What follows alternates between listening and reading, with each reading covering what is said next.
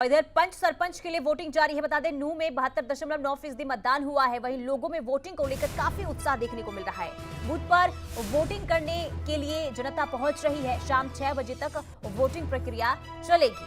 तो पंच और सरपंच के लिए मतदान की प्रक्रिया जारी है। हरियाणा में पंचायत चुनाव के पहले चरण के लिए पंच और सरपंच के लिए वोट डाले जा रहे हैं और 6 बजे तक वोट डाले जाने हैं। लेकिन सबसे अच्छी तस्वीर अगर देखी जाए तो नूंह से सामने आई है। नूंह में 72.7% वोट प्रतिशत अब तक निकलकर सामने आया है। बूथ पर वोटिंग करने के लिए लगातार लोग पहुंच रहे हैं और काफी देखिए लंबा इंतजार जनता को करना पड़ा है और कई अहम मुद्दे उनके पास हैं और जिन्हें लेकर वो मतदान केंद्र पहुंच भी रहे हैं। और नीरज अंबावता हमारे संवाददाता तमाम जानकारी के साथ लाइव जुड़े हुए हैं। नीरज, देखिए अब तक जो मतदान प्रतिशत सामने आया है और सबसे अच्छी तस्वीर नूंह से सामने आई है। 72.7% वोटिंग प्रतिशत यहां पर दर्ज की गई है। अभी वहां पर क्या हालात, किस तरीके की तस्वीर, क्या अभी भी लोग वहां पर वोट डालने के लिए पहुंच रहे हैं?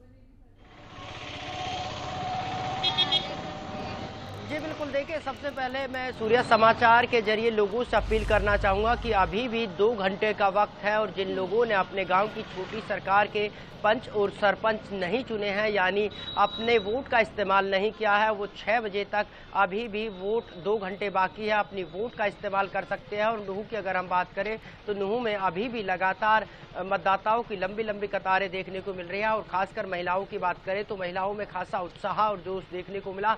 सुबह 7 बजे से हमने देखा कि नूंह के अलग अलग बूथों पर लंबी कतारें वोटर्स की लगी देखने को मिली। और यही कारण था कि आज लोग कहते दिखे कि 7 साल बाद सरपंच और पंचों का चुनाव हो रहा है। ऐसे में वो तमाम लोग अपने गांव की छोटी सरकार को चुनने के लिए सुबह से लाइनों में खड़े हैं। और अगर मुद्दों की बात करें तो ग्रामीण जो उनके मुद्दे हैं उनको लेकर आज वो अपने चहीते और अपने पसंदीदा उम्मीदवार की किस्मत का फैसला करेंगे। हालांकि 6 बजे के बाद पंच और सरपंचों का जो नतीजा है वो भी आ जाएगा और उसके बाद साफ हो जाएगा कि नूंह के 325 गांवों की कमान किसके हाथ में होगी और किस तरह से नूंह का विकास होगा। हालांकि मुद्दों की अगर हम बात करते हैं तो बिजली पानी को लेकर मेवात की सबसे बड़ी समस्या है। खासकर महिलाओं के लिए वो मुद्दा है सबसे बड़ा पानी, क्योंकि यहाँ महिलाओं को पानी दूर दराज के इलाकों से लेकर आना पड़ता है। और यही कारण था कि महिला सुबह सुबह लंबी कतारों में खड़ी हुई नजर आई और कहती नजर आई कि पहले मतदान फिर जलपान। तो लगातार अभी भी 2 घंटे का वक्त है और ऐसे में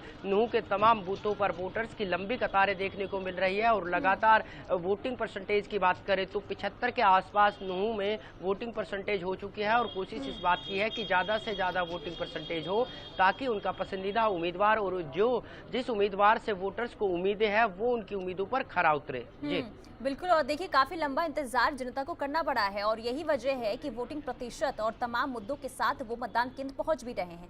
नीरज, इसके अलावा देखिए एक तरफ तस्वीर काफी अच्छी आ रही है कि लोगों में उत्साह देखने को मिल रहा है, लेकिन दूसरी तरफ ये भी देखा गया नूंह जिले से कई ऐसी तस्वीरें सामने आई जहां मतदान केंद्र पर हंगामा भी हुआ, झगड़ा भी देखने को मिला। फिलहाल उन जगहों पर किस तरीके की तस्वीर निकलकर सामने आ रही है? क्या शांतिपूर्ण तरीके से वहां मतदान हो रहा है अभी भी?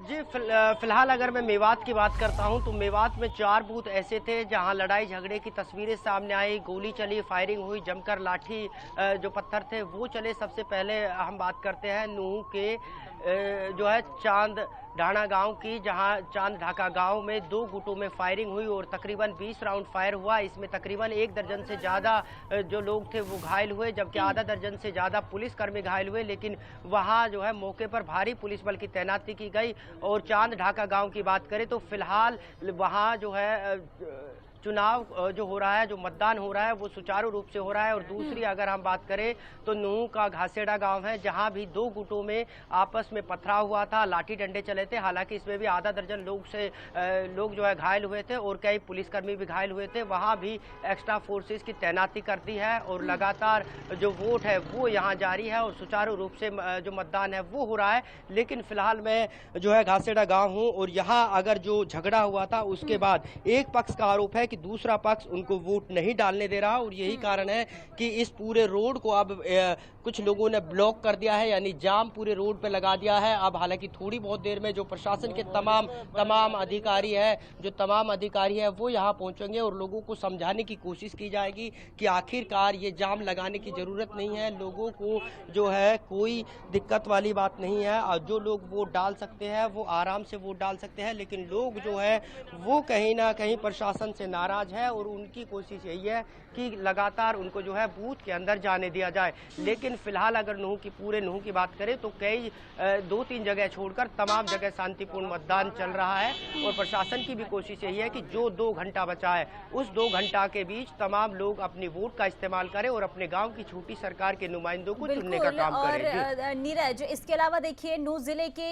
चांद डाका गांव की बात करें, वहां से भी कई ऐसी तस्वीर निकलकर सामने आई जहां गोलियां चली और झड़प भी हुआ। क्या वहां पर सख्ती बढ़ाई गई है? जी बिल्कुल, अगर हम नूह के चांद ढाका गांव की बात करते हैं तो जिस तरह से वहां 20 राउंड फायर हुए, चांद ढाका पूरे गांव को छावनी में तब्दील कर दिया, एक्स्ट्रा फोर्सेस की तैनाती कर दी। ना केवल नूह की बात करें, पलवल, फरीदाबाद और गुरुग्राम से भी एक्स्ट्रा फोर्सेस की तैनाती नूह के चांद ढाका गांव में करी है, क्योंकि जिस तरह से 2 पक्षों के बीच लगातार वहां फायरिंग हुई और फायरिंग के बाद इसमें 1 दर्जन से ज्यादा लोग घायल हुए थे, तो वहां लगातार पुलिस फोर्स की तैनाती करती है और अब 2 घंटे जो है मतदान के बचे हैं और ऐसे में प्रशासन की कोशिश यही है, पुलिस की कोशिश यही है कि ज्यादा से ज्यादा जो लोग हैं वो अपने मत का इस्तेमाल कर सके और अपने गांव की जो छोटी सरकार है उसको चुन सके और अपने हिसाब से वहां के मुद्दों को उठाने का काम करे। जी ठीक है नीरज, बहुत शुक्रिया तमाम जानकारी के लिए। तो लगातार देखिए 6 बजे तक वोट डाले जाने हैं